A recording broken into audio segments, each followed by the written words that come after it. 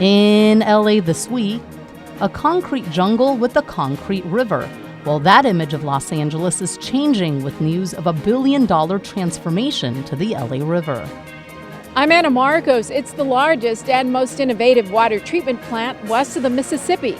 Find out more about the LADWP's new ultraviolet water treatment plant coming up. We are on Reseda Boulevard in Northridge, one of several busy streets set aside for special beautification projects to make them more accessible to bikes and pedestrians. I'm Gil Reyes with more on the Mayor's Great Streets Initiative.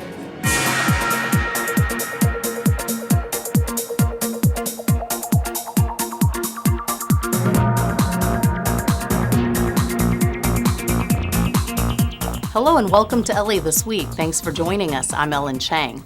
And pun intended, you could say this episode is awash with news about the LA River. We begin with what could be the single most important historic moment for the river since its banks were filled with concrete 60 years ago. A plan to take out the concrete and bring back nature is now going full steam ahead. Here's Anna Marcos. It may be one of the last times Mayor Eric Garcetti has to run up the concrete banks of the LA River. In a few years, the concrete will be gone, as city leaders celebrate a critical step in transforming the LA River. The Los Angeles River, as all of you know, is one of LA's greatest assets with so much potential. And the vision that has been created, the vision that we're creating, is going to unite the city even more. The U.S. government and the Army Corps of Engineers have given a thumbs up to Alternative 20, the most aggressive plan on the books for restoring the river to its natural habitat, for creating recreational opportunities, tearing up the concrete, and bringing back the wildlife. This is a watershed moment. I thought that might get some laughs, but it is true. We are going to invest $1 billion in the Los Angeles River to the alternative that comes closest to habitat restoration for 11 miles from downtown to the far side of Griffith Park. Are you all ready for this? Yes. Remember that this is twice the size and scope of Alternative 13. It's more than 3 times the amount of federal funding and 4 times the amount of jobs. Mayor Eric Garcetti helped spearhead the final push to get the job done in Washington. The real hero is the quarterback, and the quarterback is our mayor. And to have a relationship with the federal government and to go back and to lobby for all of us, give it up to our quarterback, Eric Garcetti. It is no doubt that without this critical mass, without the non-stop attention to this area, we would not have been successful. But the work took many years, and volunteers like the Friends of the LA River were key in keeping it on the front burner. It's not just me by any means. It's so many people that have worked for many years to restore the dream of a living Los Angeles River. I mean, the idea that their steelhead trout run would return, that the yellow-billed cuckoos would be singing in the sycamore trees. With one hard job done, another one begins. The next order of the day, raising the $1 billion needed for the project. The rehab could begin as early as next year, but the project will take about a decade. I'm Anna Marcos for LA This Week. Mayor Eric Garcetti says the money will come from various sources, including the money made from rezoning city lands, public works special funds, Prop O and state funds, as well as federal money.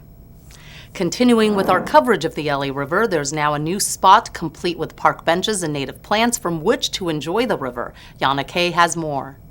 Sue Talbot and her best friend Gilda enjoy walking at the LA River about twice a week. Sue says she's a big fan of the beautiful outdoor space. I love it. I can't believe that more people don't know it's here. But now they will, thanks to the opening of a new green walkway located to the west of the LA River next to the Glendale Water Reclamation Plant. So this is one additional significant step toward that ultimate vision of habitat restoration, active and passive recreation, economic development, and quality of life improvements for all of our residents. LA River visitors say they like the new walkway because it offers an additional green area off the beaten path. It's always nice to have that space that's a little protected.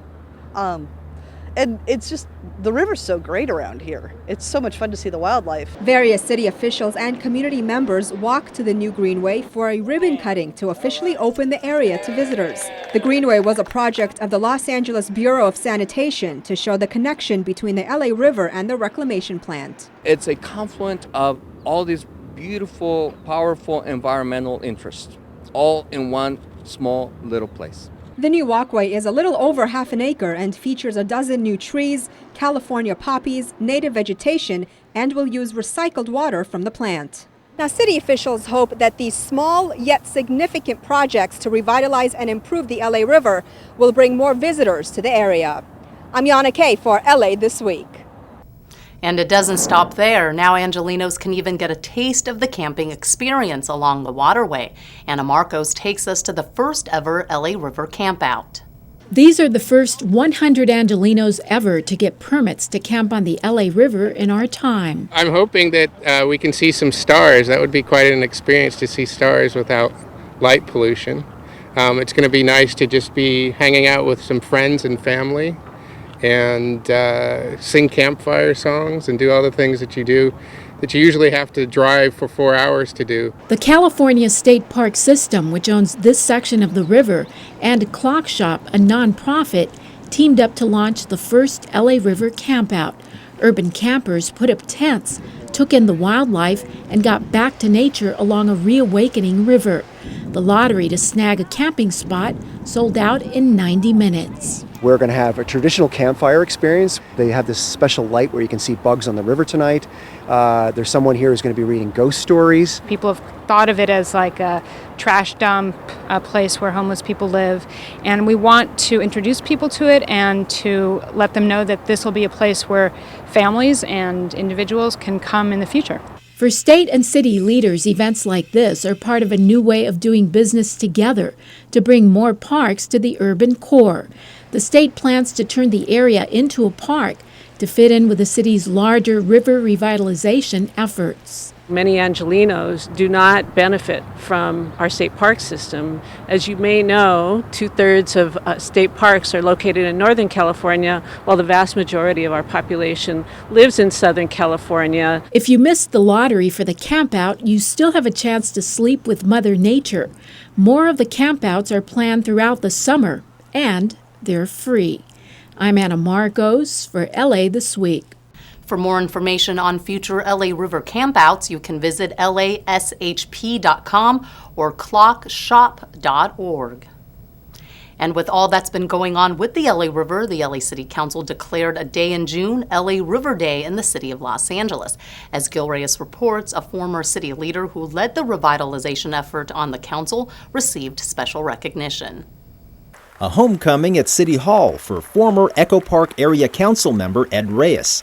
Reyes had championed efforts to restore the LA River during 12 years as District 1 councilman, so he's pleased with recent groundbreaking decisions on the federal level. But the river itself was not about District 1. It wasn't about Ed Reyes. It was about the region. It was about drought. It was about kids who need recreation. Years of intense lobbying from then council member Ed Reyes and friends may be paying off soon. The U.S. Army Corps of Engineers recently approved an ambitious plan to restore a stretch of the LA River, an 11-mile stretch between downtown and the Elysian Valley. Hollywood area councilman Mitch O'Farrell says removing concrete and restoring much of the river's natural beauty will have a ripple effect in improving neighborhoods along its path, bringing with it jobs, tourism, and a healthier environment for everyone. A victory party of sorts for river advocates who've been fighting the fight for years. On June 4th, LA River Day in the city of Los Angeles. At the center of itself, the river is silence. And that's where I come in, with the sounds in my head and the words in my heart. Thank you very much. At City Hall, Gil Reyes for LA This Week. It has been estimated that enhancing the 11-mile stretch of the river could kickstart as much as $5 billion in local investment. We now leave the topic of the LA River, but staying on the topic of water. It comes with a $100 million price tag, but LA just opened a new water treatment plant that changes how the city purifies its water. Anna Marcos takes a look. LA's water just got several degrees safer, healthier, and tastier. That's what LADWP officials are saying as they open their new state-of-the-art water treatment plant in Sylmar, the Dr. Pankaj Parekh ultraviolet disinfection facility, named in honor of a man who worked for years at DWP to make LA's water healthier. This facility is dedicated to Dr. Pankaj Parekh, who passionately dedicated his life to fulfilling dreams of building safe water projects, curbing disease, and fighting illness in large and small villages across the world. Ultraviolet treatment uses sunlight to disinfect the water, reducing the need for chemicals. The key thing about going to ultraviolet disinfection is you get the disinfection of the water without adding chemicals such as chlorine, which can create carcinogens in the water. When we have the ultraviolet along with chloramines, you'll lose that chlorine smell and taste that you can have at times. And we're doing it at a price that is going to help our customer overall. Inside this 12-foot diameter pipe is the water that is pumped out to us, the LADWP ratepayers, 600 million gallons daily. According to officials, that's enough to fill the Rose Bowl 8 times a day. This project was delivered on time and $13 million under budget. This facility is just critical to our mission to ensure that Angelenos have a clean, reliable, cost-effective source of water for the ratepayers. DWP officials say the water coming out of your tap is now so tasty, safe, and healthy, you might want to throw out your bottled water. That could be a matter of taste. But there's no arguing with the fact that LA now has the largest ultraviolet water treatment plant in the western U.S. I'm Anna Marcos for LA This Week. LADWP officials say state funding will cover $77 million of the $100 million cost of the project, but that ratepayers might see a small increase in their rates to pay for the remainder of the cost. And the city's efforts at self-improvement continue to its streets. The mayor is now on a quest to revitalize 15 of LA's busiest thoroughfares with mini plazas, gathering places for cyclists and pedestrians to stop and hopefully shop. Here's Gil Reyes. Here's how a stretch of Reseda Boulevard could look like permanently. A gathering place with green space, planters, even a bicycle corral to park your bike. The owner of Joyce's Coffee Shop, a community fixture since the 1960s, likes the idea. It's good for the community. And why is it good? Because bring more business to the neighborhood. It's all part of Mayor Garcetti's Great Streets Initiative, a plan to refurbish pockets of some of LA's busiest streets, including this one in Northridge. The initial plan calls for renovating one street from each of the city's 15 districts. The city has set aside $800,000 for improvements that will hopefully lure more cyclists and pedestrians to these areas. But before plans are finalized, community input is needed. That's why Mayor Garcetti has created the Great Street Studio, tasked with gathering opinions from businesses and neighborhood councils on what they want to see. Northridge Area Councilman Mitchell Englander has already done much of the community outreach in his Northridge Vision Plan. This is the look and feel we want for the community. We want more cycling, more pedestrian parkways, more outdoor features. Mayor Garcetti also envisions more of these mini plazas extended at crosswalks for beautification and safety. Some of our longest crosswalks are very difficult for our seniors to cross. By the timing, we've even seen some bad accidents. You can bump out a little bit, and make it a shorter distance to cross. And guess what? Then you can put some tables out there. Just one of many considerations during the planning stages. In Northridge, Gil Reyes for LA This Week. A list of all 15 streets slated for improvements can be found at lamayor.org. 5 years of the gun buyback program in LA have resulted in thousands of guns taken off the street. City leaders believe that means fewer chances for shooting tragedies like the recent one in Isla Vista. Anna Marcos reports. An undercover detective shows off one of the almost 1,000 guns that LAPD officers recovered in the city's latest gun buyback program.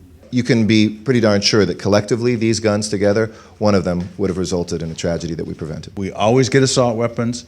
We always get guns that have been modified, sawed-off shotguns. We've gotten bazookas. We've gotten rocket launchers, bazookas. In the last 5 years, the city has recovered close to 13,000 guns. Residents voluntarily hand in their weapons. In exchange, they get a Ralph's gift card. Assault weapons bring in as much as $200. This is a particularly dangerous weapon in that. Yeah, sure. In that this is in that this is easily concealable under a coat or under a jacket, and converts into an assault weapon. City officials say LA saw more than 1,600 shootings in 2008. 5 years later, in 2013, it was less than 1,000 shootings. And this year, officers predict that number will be even less. They credit the dropping crime rate to smarter police work, more citizen cooperation, and programs like the gun buyback program. The shooting in Isla Vista was a tragic reminder of the consequences of gun violence in our state, in our country. LA, at least, will now destroy close to 1,000 guns, which could mean 1,000 fewer opportunities for another gun tragedy. I'm Anna Marcos for LA This Week. The city's economy depends on the success of not only big corporations, but also that of small businesses. And recently, the mayor's office took time to acknowledge the contributions of the city's countless entrepreneurs. Hollywood may be the entertainment capital of the world, but the mayor wants all of Los Angeles to be known as the small business capital of the world. I know that small businesses are about dreams.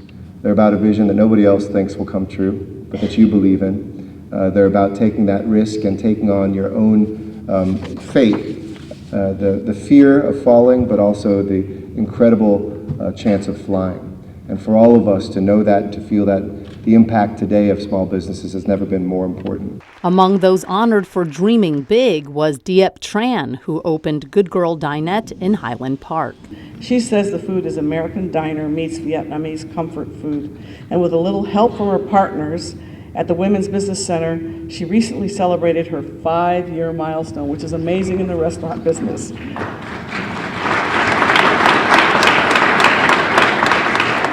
And at the Small Business Week event held at City Hall honoring the city's entrepreneurs, Mayor Eric Garcetti acknowledged the city needs to make Los Angeles an even more hospitable place for small businesses.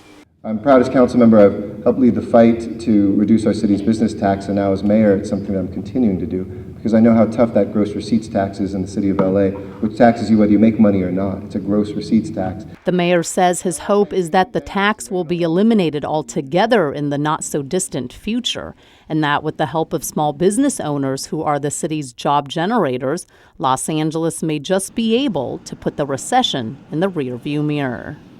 The mayor also gave a pitch to the gathering of business owners to offer paid positions to the over 85,000 young people who have already signed up for the mayor's Summer of Success program in search of employment. If interested, go to hirelaYouth.com. The first openly gay player in the NBA is among the honorees at a special ceremony at City Hall. Gil Reyes reports from LGBT Heritage Month celebrations. A mariachi band helped kick off LGBT Heritage Month at City Hall. Among the honorees, a center for the NBA's Brooklyn Nets and Harvard Westlake High School graduate Jason Collins. Collins is the first openly gay male athlete in major American sports. I hope that my actions will make it easier for the next person to come out. I'm really looking forward to the future when it isn't a big deal, but we're not there yet. By being out, proud, and secure in who you are, you have helped make it okay for other professional major league athletes in the traditionally macho environment to be more accepting while paving the way for other LGBT athletes to come out. The ceremony honored rabbis Lisa Edwards and Denise Egger and recognized activist Carlos Sosa for his work with homeless youth. City leaders thanked the honorees for their service and for helping to make the LGBT community increasingly accepted. There literally is not enough time to thank everyone who helped build the movement. I started being involved by not being involved. I saw some friends who were badly mistreated by their high school classmates. It says to kids that your sexual orientation need never be a barrier to achievement. And we welcome all who wish to be who they are. For a list of LGBT heritage events throughout the month, log on to culturela.org.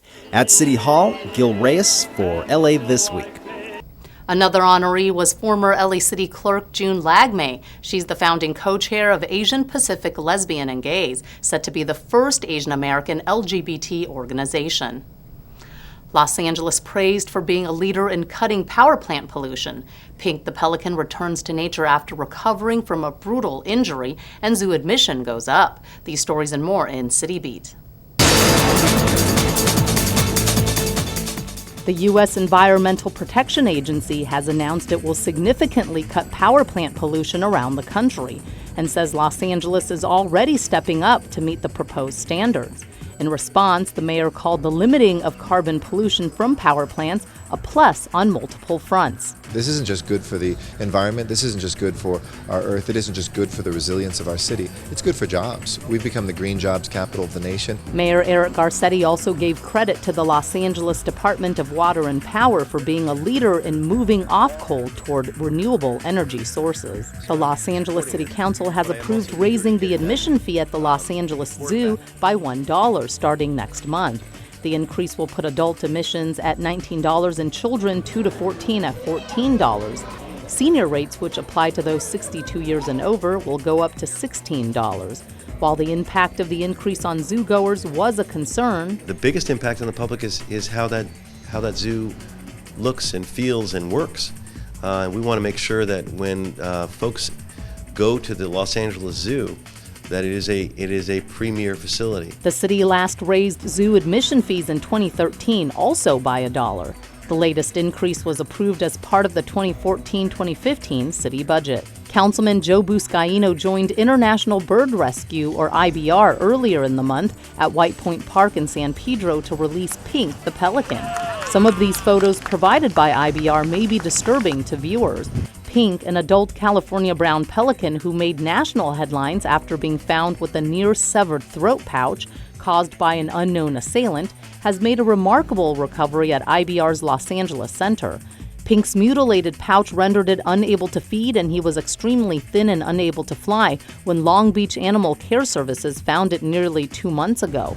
Pink underwent 2 surgeries to repair his pouch. The kids are having a blast climbing the jungle gym at the new Devonshire Arleta Park.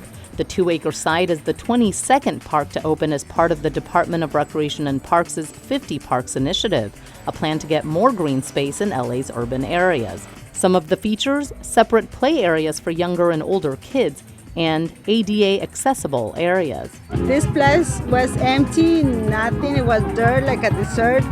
It was bad. Yeah, right now it's nice. The park also boasts smart irrigation and other energy-efficient features.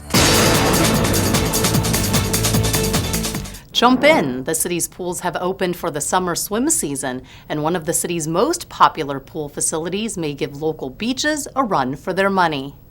On what was one of the cooler days before the start of summer, the city's Department of Recreation and Parks kicked off the start of its summer swim season at Hansen Dam Aquatic Center in Lakeview Terrace. Youth, 17 and younger, get in free. Adults are charged $2.50. Everybody is welcome. You have to have proper swim attire to come. And we ask that those that are under the age of 7, for every child, they must be accompanied by an adult. While the crowds were missing on this opening day due to the mild weather, Rec and Parks officials expect a robust swim season as usual this summer, especially here at the unique 1.5-acre swim lake, complete with the water slide and beach cabanas. Instead of the community having to drive all the way to the beach, we brought the beach to them. This pool, it's called a zero-depth entry pool. So as you walk on the walkway, you gradually get in deeper. The deepest part of the swim lake is 3.5 feet. But despite the relatively safe depth of this pool, lifeguards will be on duty during swim hours. Ariana Powers is hoping to pass the requirements to become a junior lifeguard. You have to swim 100 yards under 2 minutes. It was nice. The water is nice. For now, the Hansen Dam Aquatic Center is just open for swimming on the weekends, but will open 7 days a week starting Sunday, June 15th through the summer. The city's Department of Recreation and Parks operates a total of 61 swimming pools. For more information, go to laparks.org. In this week's list of things to do, color photos from an internment camp, learning all about Indian and Pakistani cuisine, and the Brazilian Summer Festival. Currently on exhibit now through August 31st at the Japanese American National Museum is Colors of Confinement, rare Kodachrome photographs of Japanese American incarceration in World War II. Colors of Confinement presents 18 rare Kodachrome photographs taken by Bill Mondo during his incarceration at the Heart Mountain Internment Camp in Wyoming in 1943 and 1944. While others were shooting in black and white, Mambo was ahead of his time, shooting in Kodachrome, a technology then in its infancy.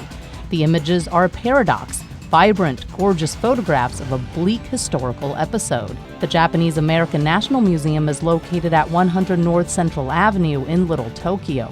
Go to janm.org for details. On Saturday, June 14th, the culinary historians of Southern California will present India and Pakistan, divided by borders, united by taste, at the Mark Taper Auditorium of the Downtown Central Library located at 630 West 5th Street.